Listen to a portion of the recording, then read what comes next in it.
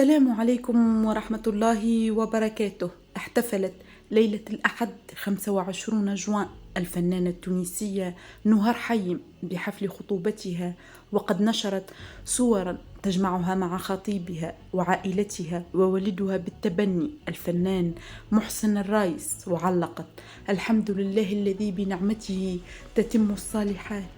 وقد حضر حفل الخطوبة الفنان الاستعراضي شمس الدين باشا، ونشر مقطع فيديو على حسابه الخاص يوثق فيه الأجواء، ويذكر أن نهار حي ظهرت لأول مرة في برنامج المواهب أرب آيدول.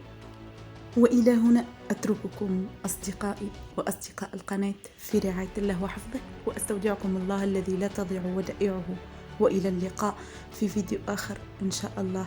ولا تنسوا الاشتراك بالقناة وتفعيل زر الجرس ليصلكم كل جديد.